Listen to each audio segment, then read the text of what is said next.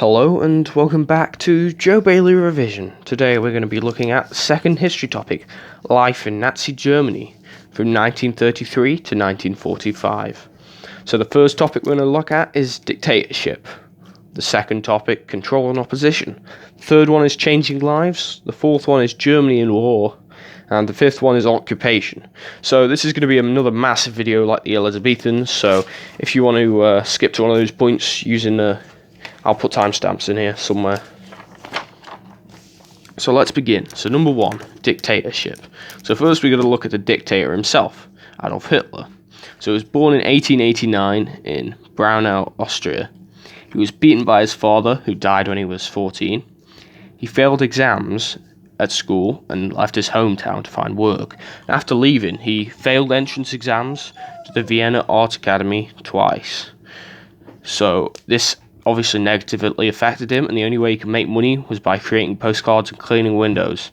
And this made him grow a lot of hatred and jealousy, particularly of people of foreign races and different religions such as Jews, because he thought they were taking all of the jobs and influencing society.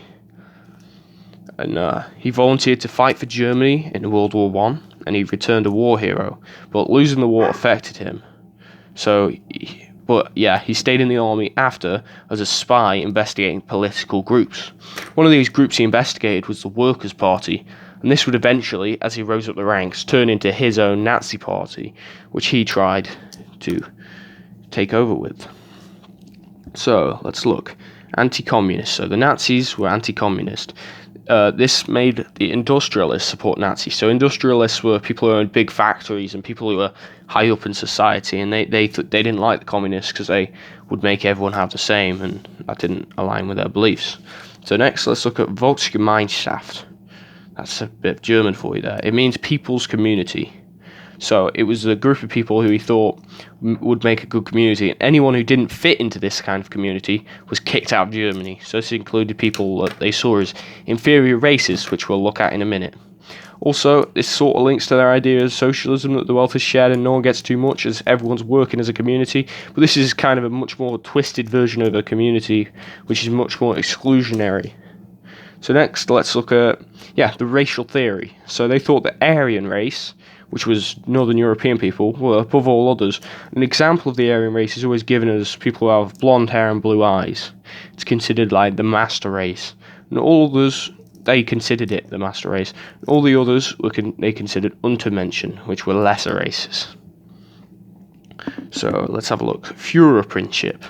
This was the idea of having one strong, supreme leader, and that would be the Führer, which will of course be Hitler.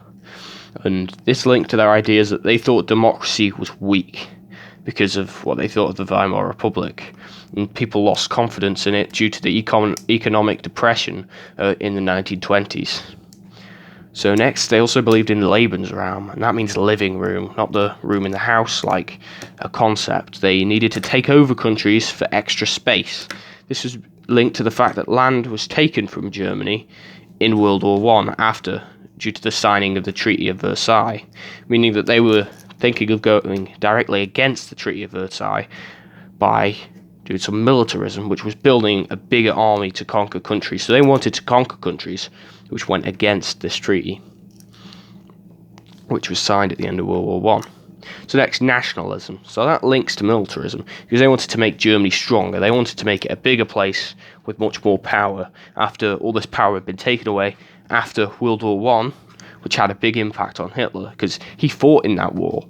So it would have messed him up to see him lose and then his country lose everything. So taking control. So Hitler was made Chancellor in 1933, which meant he could control the radio, the news, and the police.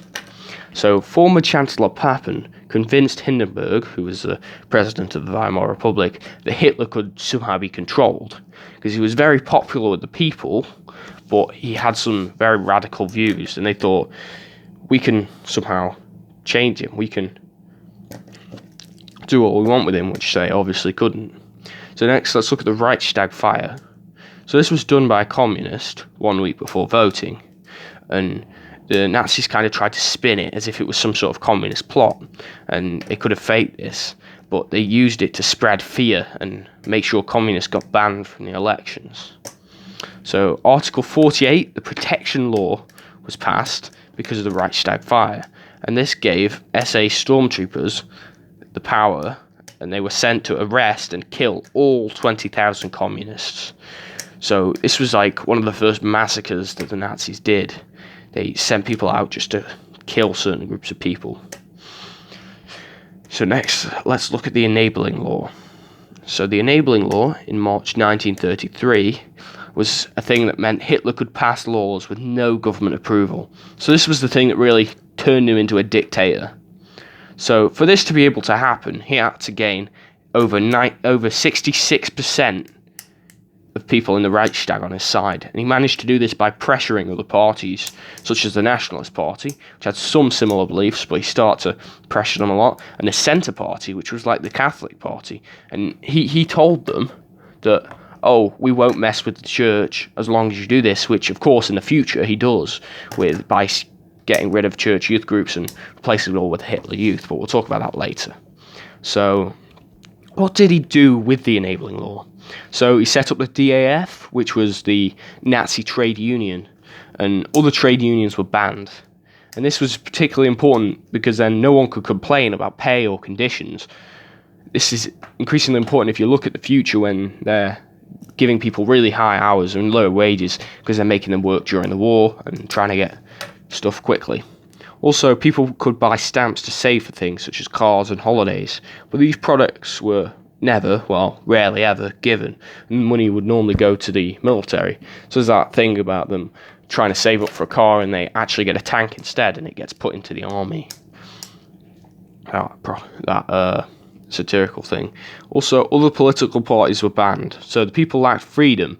There was no competition to the Nazis, no one could stand up against them because other political parties were banned. This obviously didn't stop them from having secret meetings and stuff, which we'll look at later. President Hindenburg... Oh, let's look at the Night of the Long Knives first, because that's before in time. So that happened in June 1934. This was when hundreds of SA regional leaders were arrested and killed. And the SA was Hitler's personal army of thugs since 1921. So he didn't see a problem with, getting rid of his own people who worked for him, which I guess shows a lot about him. Because a lot of them maintained socialist ideas which were against the people funding the government, and also they were killed to make the army accept his control. So he thought, if I get rid of the people who've been my army, then the real army will accept me. So this included Rome, who was the SA leader, who had been a part of the same party as Hitler since the start, when it was the Workers' Party, which makes it even more messed up. So next, let's look at President Hindenburg's death. So he died in August 1934, which meant that Hitler was the highest person in the country. He could officially become the Führer, and no one could be above him or challenge that, which was when it really starts to get dangerous. Even though he was already a dictator, this is when he solidifies his power. He goes, no one can stop me now, I'm the highest. So yeah. Let's start control and opposition. So control and opposition. Let's look at the terror state. So the terror state was basically, they had all these different things to try and scare people against doing other things. So the ordinary police, they ignored Nazi crimes. So if a Nazi did something wrong, they just let it slide. They let them get away with it. Like a Nazi officer or something, of course. Also, the law courts, they were considered People's Court, and they were called the People's Court. They were under Nazi control, so most people didn't get fair trials. The judges were always biased. Also, there was the Gestapo, where Reinhard Heydrich was in charge. He'll play a big role later. They were basically the Nazi secret police. They were used to spy on people opposing Nazis or Hitler in any way. So they had the power to arrest people, which seems alright, torture people, which is a bit more dodgy, but also imprison people with no trial. So the entire thing about the courts is they were all just there just to make it look like there was a court. Sometimes they would literally give people no defence at all, which is just wrong. Okay, let's look at the Schutzstaffel. So that's the SS. So that was led by Heinrich Himmler, who was one of the really high people in the Nazi Party. They were originally Hitler's private bodyguards, and they were highly trained. They were split into 3 sections. The security section, who were the ones who protected the high-ranking Nazi people. The Waffen SS, who were like the elite army units, so they were like the highest of the high, the best in the army. There was also the Death's Head unit, which are the people who ran concentration and death and eventually death camps. And there is a big difference between them. So let's look at ordinary informers.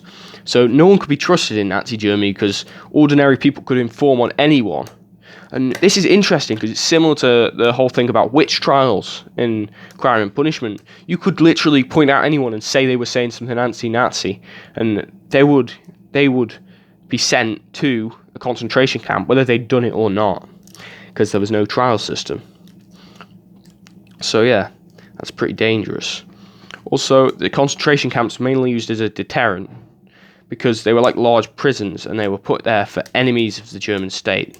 What I mean by them being a deterrent is some people would get out of concentration camps, but very few. And if they did, they'd say, oh, it was terrible, you should never go there, because they're forced to work hard and listen to Nazi ideas all day. So obviously they weren't killed there, but they were a lot of them were nearly worked to death, which was kind of terrible. So next, let's look at the next thing on control and opposition. Propaganda. So propaganda is basically, what is propaganda? Have we got that here? No, we haven't. So it's where you try and send out only one message from a certain type of work, like a newspaper or art or films. You try and send out a message and make people believe it without them realizing. So this was controlled by Joseph Goebbels, who was the Minister for Public Enlightenment and Propaganda. You can see just from their use of words, they think that by giving out propaganda, they're making people think in a right way.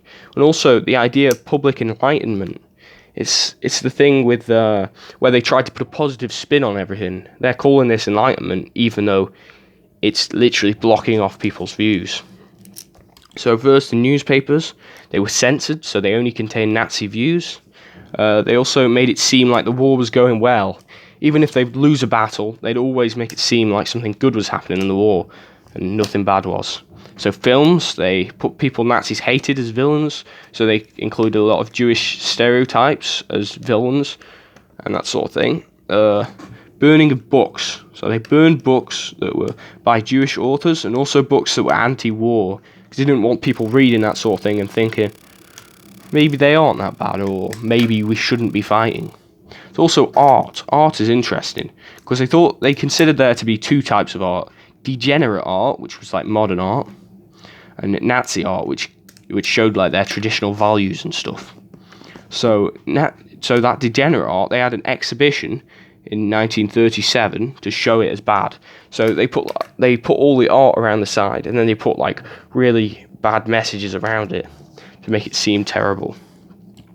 So next, radios. Radios were sold cheaply to make many Germans get them, and there was always only one station on them, and they always said Nazi messages, because they had a really low range on them, so you could only connect to one thing, which was done very cleverly.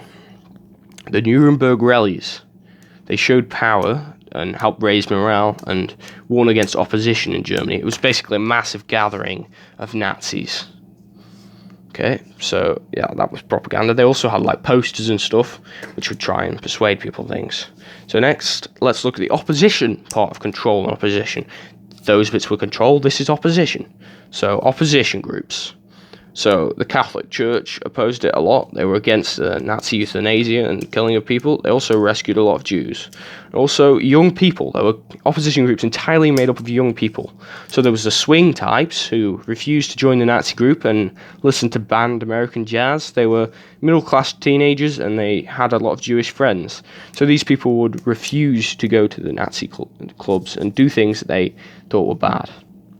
So next, young people, the Edelweiss Pirates. So they were sort of a gang. They were a famous working class gang, which included Jews. And they went around attacking Hitler Youth and sang songs making fun of Hitler, which of course would be really terrible because anyone saying things anti-Nazi can get sent to a concentration camp. But these people were so brave that they still did it. opposition groups, so the White Rose movement. So this was a type of non-violent resistance. The most famous people who did it were Hans and Sophie Scholl, and they were students at the University of Munich. And they spread leaflets that opposed the Nazi regime, and the leaders were executed, and anyone connected with it at all was imprisoned. And of course, this is a famous case where they had no defense in court. They just let him go through it. Another opposition group, I suppose, is the July 1944 bomb plot, where they tried to kill Hitler with a bomb in a briefcase, but someone moved it away. It was high-ranking military leaders who knew that Hitler was leading Germany to defeat, so they were trying to overthrow him and take over the country. And it kind of helped the Nazis in a way, because it led to increased security, and the sort of look that Hitler survived made him think that his cause was righteous, made him think that he was right, because that sort of miracle happened. Also, everyone involved was executed, everyone doing it. So yeah, that normally happens. So number 3, changing lives. I'm sorry for stopping there, I have a cold, so I had to sneeze. So let's look at changing lives. So let's look at Nazi education. So they were specially set up Adolf Hitler schools. So these schools were where everyone went until they were 18, and every classroom contained a picture of Hitler and a Nazi flag. So all teachers had to be a part of the Nazi Teachers Association, or they'd lose their job and be banned from teaching. So they made sure the people teaching the kids were also Nazis, so their Nazi beliefs went through to the kids. And other types of schools, there were the SS Napola, which were like the elite schools, so that's where the people would go and they'd eventually become like high-ranking members in Nazi Party and become people in the SS. So textbooks used in schools were offensive and critical to people the Nazis hate, such as the Jews, and also there was hidden propaganda in maths questions. So for example, they tend to have maths questions that were like, oh, if you have to pay this much a year for a disabled person to be looked after, then how much would it be over 10 years? That's just a multiplication question, but they're clearly using it against disabled people, which they tended to believe. Eugenics and Nazi theory studied, and this was compulsory. So this would include, of course, the race studies of their racial beliefs, also Nazi theory. So this was all of these Nazi beliefs were explored in school and taught about. So people were told to believe these things by their teachers who already did. So also science was used as army training for boys. So they would be taught about like how guns work and how poison gas works. There was not much homework given, because they were expected to go to the Hitler Youth. So what was the Hitler Youth? The Hitler Youth was used to brainwash and indoctrinate kids to follow Hitler and have strong beliefs in Nazism.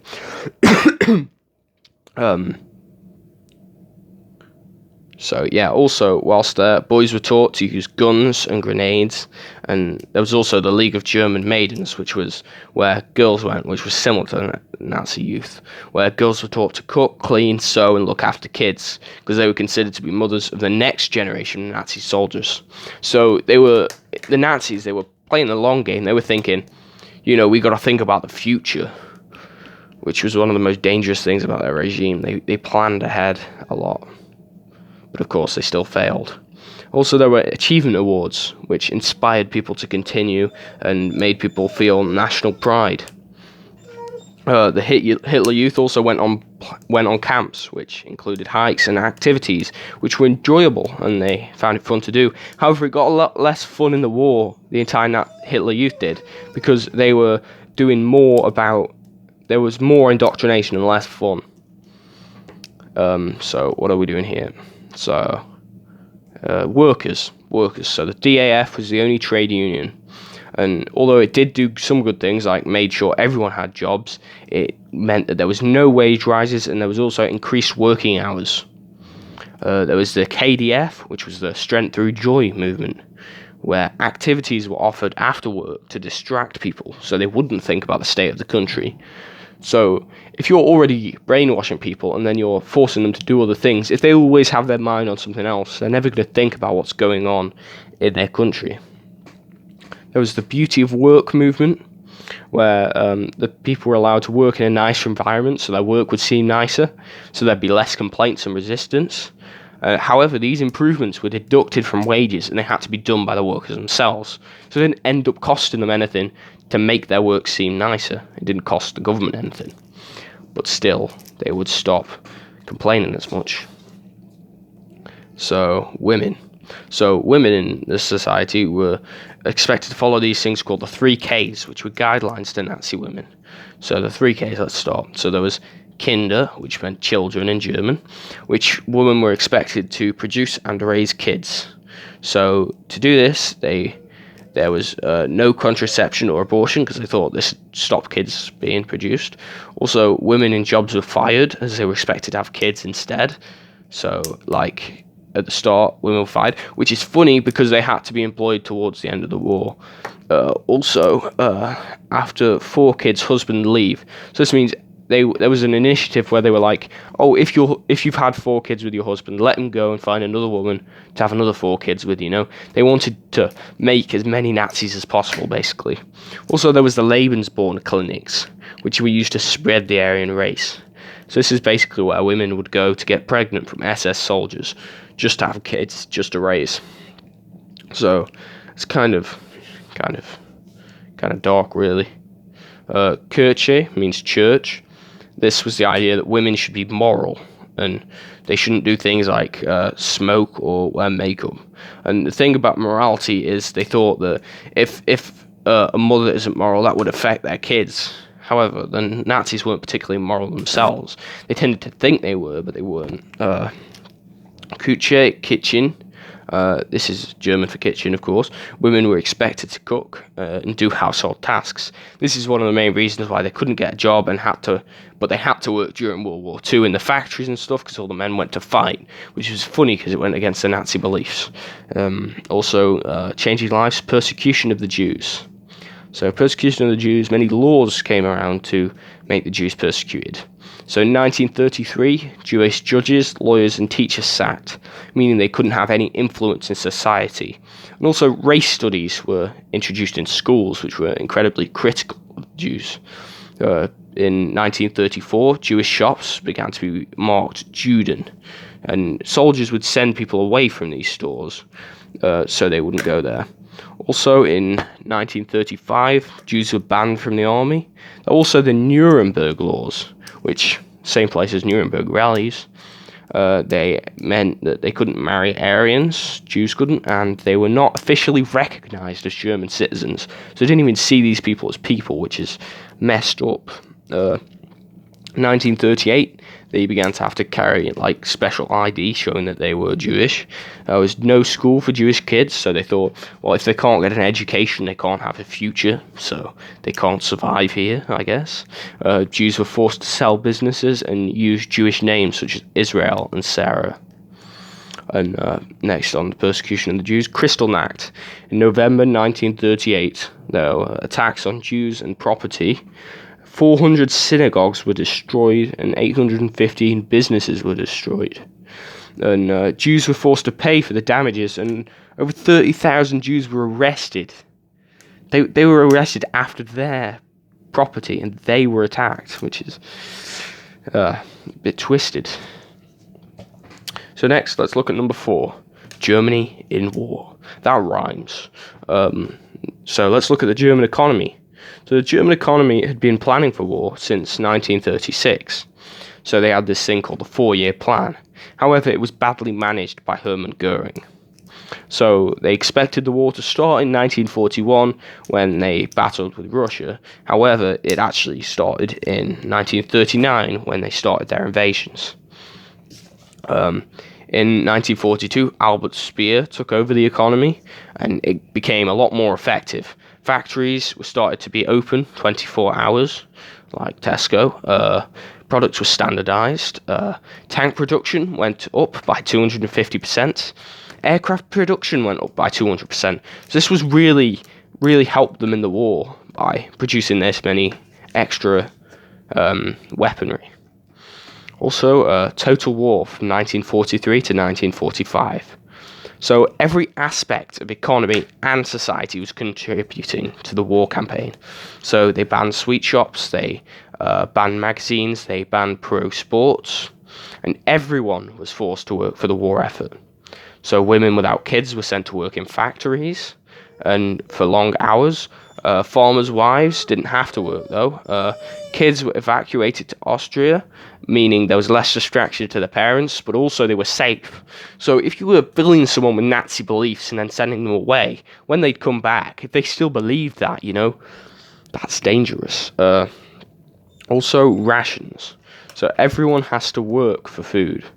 So there was surplus money to go into the war. So people wouldn't buy other things. A lot of their money wouldn't go to extra stuff they wanted. And the idea of everyone working is everyone working for the war. Also, the Volkssturm. They were basically the Nazi home guard. It was men too old or ill to fight in the army, and they would work with the emergency services and deliver ration books. So next, let's look at opposition within Germany. This is kind of similar to resistance groups, but also sort of different. There was an attempted coup, and a lot of assassination attempts on Hitler. One famous coup is when General Beck of the German army agreed to take over Germany for the Allies. Obviously didn't work. There was also a lot of private grumbling, which was considered opposition, including things like complaining and anti-Nazi jokes, and these things will be reported by the Gestapo, and a lot of harsh things had happened to the people who complained or used jokes against the Nazis. Ooh, not jokes. They're scary. Underground resistance groups, such as communists and socialists, and because all the political parties were banned, communists and socialists would still meet up in an underground resistance in their own places, which would mean that was illegal, obviously. Slow working would make the war effort less, and people did that as a type of peaceful resistance. Also, refusal to do the Hitler salute. A famous case of this was a guy called August Landmesser, who in 1936 refused to do the Hitler salute and got arrested. So next, let's go over to our final topic, occupation. So, of course, let's look at occupation. So, occupation, topic 5. There we go. So, occupation. So, there was occupation in two places. There was occupation in East Europe and West Europe. So, we'll look at the differences. In East Europe, the Nazis would kill politicians, intellectuals, and priests. So, an example of this would be what they did in Poland. So, they tried to kill people who were high up in that place so they could fill the positions with Nazis. Also, the people weren't Aryan, so they were treated a lot worse, and there was a lot less collaboration between the countries. So there wasn't like things such as the Vichy regime in the East. Also, there was forced work towards the war effort, so they would force people in Eastern Europe, you've got to work for the war effort, which they did in their own country. Also, collective responsibility, so they tended to kill everyone if a resistor wasn't found. There was also executions without trial, where people were killed within that country without being fairly tried in court. Also, German soldiers were completely exempt from laws in those lands, so this led to widespread murder and rape, and figures estimate that there was up to 10 million rapes in Eastern Europe by German soldiers. Also, occupation in Eastern Europe, they had to be taken. They thought these lands were righteously taken and they should be theirs because of their concept of Lebensraum. Also, occupation in Western Europe. This is the other side where they treated people more leniently. So SS soldiers were told to guard buildings, important buildings such as like town halls and libraries and that sort of thing. There were still massacres to respond to resistance, as we'll look at later. Collaborators were treated more leniently. So places such as Norway and Vichy France were treated leniently. However, they still took Jews from these places to the death camps, of course, because they hated them everywhere. So Vichy France did an agreement to send 76,000 Jews to the death camps from their country to make an alliance. So next, let's look at the Holocaust. So the 1C conference in 1942 was a gathering of leading Nazis. So they needed a plan to get rid of and kill millions of Jews because many more were added from the conquered land. So this is when they really planned the Holocaust, and they decided, this is the final solution. You know, they knew that they weren't doing so well in the war. They were like, we need to get this over with. So next, let's look at the Einsatzgruppen. So the Einsatzgruppen were the 1941 murder squads. So they were sent to massacre Jews in Eastern Europe. So an example of where they did this was Babi Yar in Ukraine, where 33,000 Jews were slaughtered. However, this was not effective because it was expensive and the bullets and weapons were needed in the war. So they literally went there, they sent people there with guns to just shoot at and kill 33,000 people at the same time. It's disgusting. There's ghettos. Closed ghettos began in 1940. Ghettos were basically blocked off areas of cities where Jews were forced to work and live. However, they were very harsh conditions there and many died. In the end, they were used to transport people to death camps, and the entrances were guarded by the SS and the Nazi police, so someone couldn't get out of the ghetto. It's very hard. I think there was one uprising in a ghetto once, and it was like a big deal, but they still didn't manage to get anywhere. So yeah, the death camps. So they were set up to kill people the Nazis didn't like, and this is where the famous figure of 6 million Jews dying comes from. Some people were slowly worked to death, but most were killed instantly in the gas shower. It was. Let's look at responses to Nazi rule. There's a lot of resistance. So resistance, Operation Anthropoid, which was the assassination of Reinhard Heydrich, who was one of the leading Nazis. He was killed by British trained Czech assassin. And because of it, 13,000 people were arrested, and the entire village of Ladice was completely destroyed. Also, a French village of Oradour-sur-Odon was completely obliterated, and they said this was due to resistance, and there was 642 deaths. I think only one person survived from the entire village. However, apart from there being some resistance, there was also some collaboration. So some people decided to make alliances with the Nazis, such as Vichy France in 1940. And some civilians in these countries helped the Nazis as well by doing things such as reporting enemies of the state, things such as resistance, and some of them even participated in the mass murder. So they went with their guns and helped the Nazis kill the people they didn't like. So that was Life in Nazi Germany, 1933 to 1945. I have been Joe Bailey Revision. Thank you. Goodbye.